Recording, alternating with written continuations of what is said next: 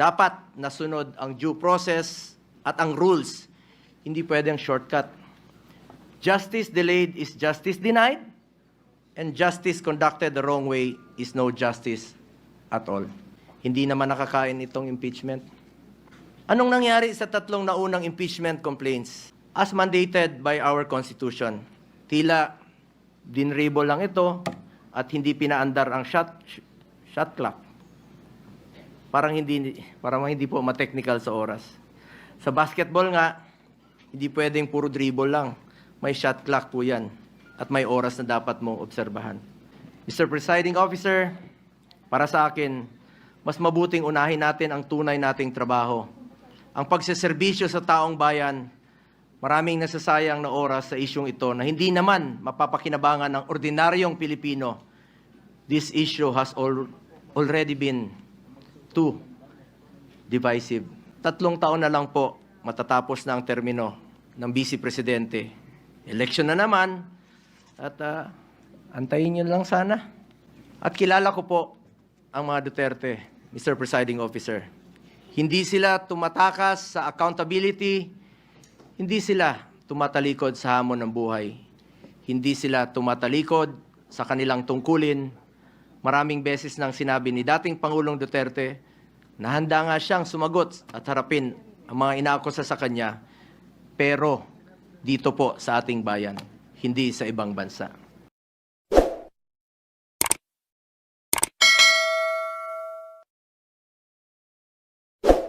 Adopted in relation thereto. I so move, Mr. President. Any objection to the motion? Hearing none, the Committee on Rules is so discharged as indicated by Member Judge Tolentino. Chair now reiterates the earlier agreed upon matter to be taken up once we have convened as an impeachment court, and for this purpose, the Chair would like to recognize Senator Judge Bato de la Rosa to kindly reiterate his motion, and thereafter, Senator Judge Go to second his motion. Senator de la Rosa is recognized. You may proceed, sir.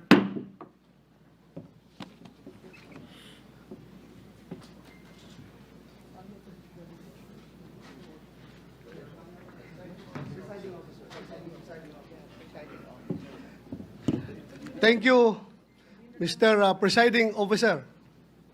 Sir.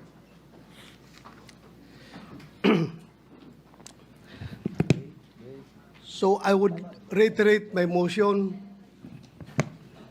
The Kindly motion restate the motion you made earlier while the Senate was sitting in plenary session. Yes, Mr. President. In the spirit of true action, therefore, allow me to end by moving. I respectfully move that in view of its constitutional infirmities and question on the jurisdiction and authority of the 20th Congress, the verified impeachment complaint against Vice President Sara Zimmerman Duterte be dismissed. I so move, Mr. President. Mr. Presiding Officer. Senator Go is recognized for his seconding speech. Rather, Senator Judge Go is recognized for his seconding speech. Mr. Presiding Officer, I just wish to give my remarks and second the motion of Senator Judge Bato de la Rosa. I agree with the motion of Senator Judge Bato. Ang gusto nating kalabasan ng paglilitis na ito ay hustisya, hindi politika. Mararating lang natin ito kung masasagot ang mga katanungang na hindi nabibigyan ng linaw hanggang ngayon. Kung kaya't sana naman, pag-aralan natin ito ng mabuti. Tama na hindi dapat ito patagalin, pero hindi rin dapat ito madaliin. At the very least, pag-aralan natin ito ng mabuti. Baka naman maaari natin itong ibalik o i-remand muna natin. Tama naman po ang accountability. Huwag lang pong politikahin. May tamang proseso ang impeachment. Dapat pag-aralan natin ito ng mabuti. Under Article 11, Section 3 of the 1987 Constitution, a verified complaint for impeachment may be filed by any member of the House of Representatives or by any citizen upon a resolution or endorsement by any member thereof, which shall be included in the order of business within 10 days and referred to the proper committee within 3 session days thereafter. On December 2, 2024, the first impeachment complaint endorsed by members of the House of Representatives was filed before the Secretary General of the lower house. Second and third impeachment complaints were filed in the succeeding days, duly endorsed by members of the House. Under Section 3 of the House Rules of Procedure in Impeachment Proceedings, a verified complaint for impeachment shall be filed with the Office of the Secretary General and immediately referred to the Speaker. Despite this rule, Mr. Presiding Officer, the 3 impeachment complaints filed were never referred to the Office of the Speaker. Instead, a 4th verified impeachment complaint signed by more than 200 congressmen, which now constitutes the articles of impeachment, was transmitted to the Senate. This brings into question the legality of such move when the Constitution provides that no impeachment proceeding shall be initiated against the same official more than once within a period of 1 year. Para sa ordinaryong mamamayan, at lalo na sa aming mga binigyan ng tungkulin na maging senator judge sa paglilitis na ito, this opens up a lot of questions. At ang iniiwasan natin ay yung magpapasya tayo sa isang bagay na makakaapekto sa buhay ng bawat Pilipino. Makakaapekto sa trabaho natin na makatulong sa tao.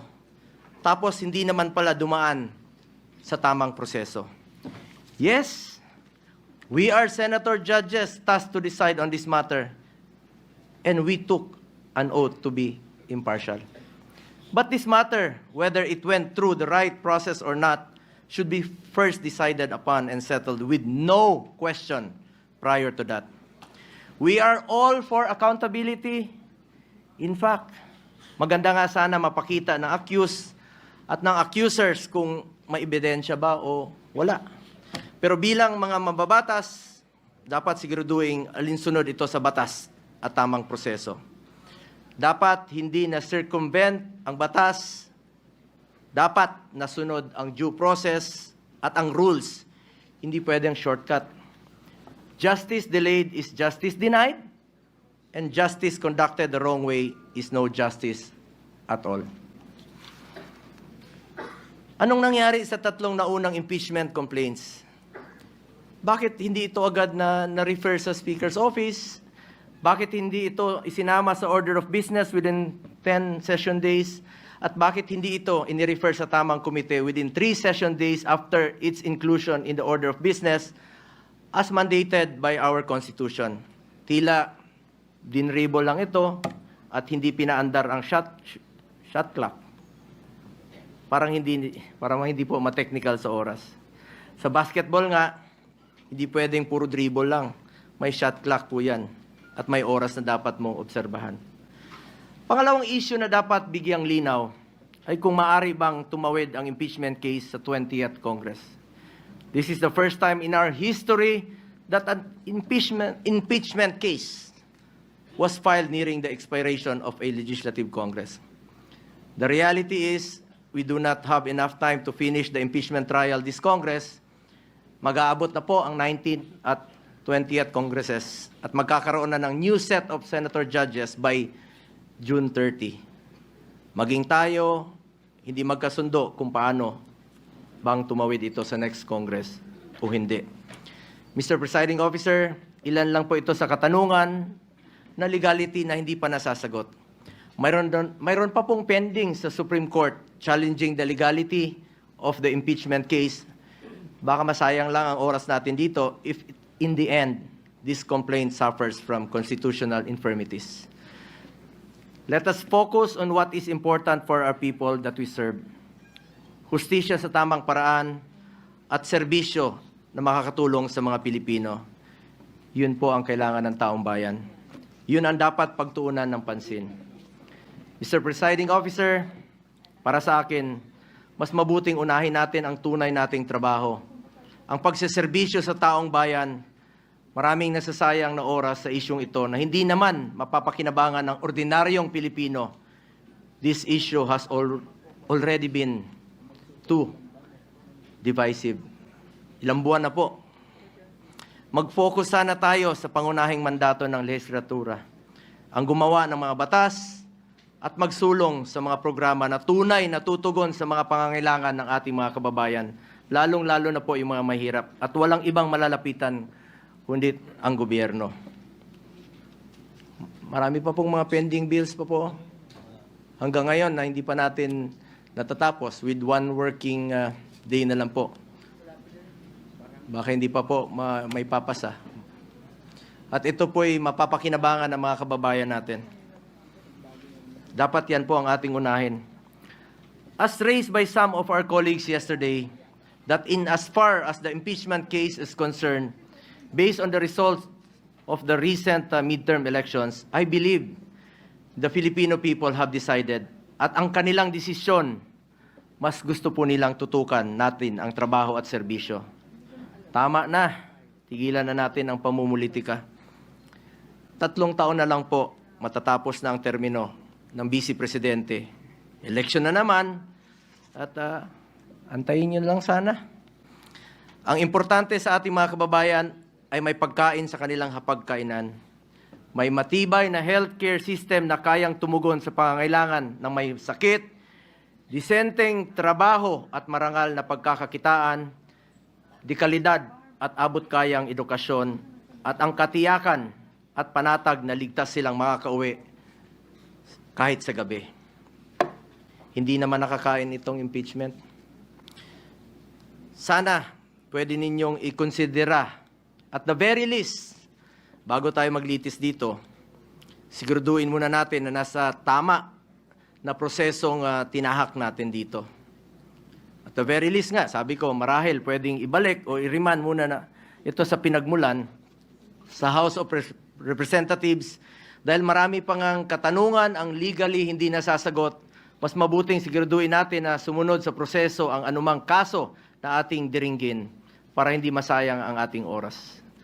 Sang-ayon po ako na hindi natin ito dapat patagalin. Kahit si Vice President Sara Duterte gusto naman harapin ang kaso, ngunit wala ring dapat may gusto na madaliin po ito. Paano kung magsimula na tayo ngayon at magdesisyon ang Supreme Court na unconstitutional ang ginawang procedure ng House of Representatives? Paano kung sabihin nila na hindi pwedeng tumawid sa 20th Congress? Ano ang magiging aksyon natin? This puts us in a possible conflict with the decision of the Supreme Court. We must be prudent about this matter. Mr. Presiding Officer, I just want to reiterate, hindi ko po tinatalikuran ang aking sinumpaang mandato. Tungkulin ko yan as Senator Judge kahit araw-araw tayong maglitis dito. But we would also be remiss of our duty kung hindi natin siguraduhin na dumaan ito sa tamang prosesong nakasaad sa ating konstitusyon. At kilala ko po ang mga Duterte, Mr. Presiding Officer. Hindi sila tumatakas sa accountability, hindi sila tumatalikod sa hamon ng buhay, hindi sila tumatalikod sa kanilang tungkulin. Maraming beses nang sinabi ni dating Pangulong Duterte na handa nga siyang sumagot at harapin ang mga inaakusa sa kanya, pero dito po sa ating bayan, hindi sa ibang bansa. Nabanggit din po ni Vice President Sara Duterte na handa siyang harapin ang impeachment case laban sa kanya. Hindi ito issue ng pagtakas sa accountability. Ang gusto natin dito, siguraduhin na nasunod ang tamang proseso.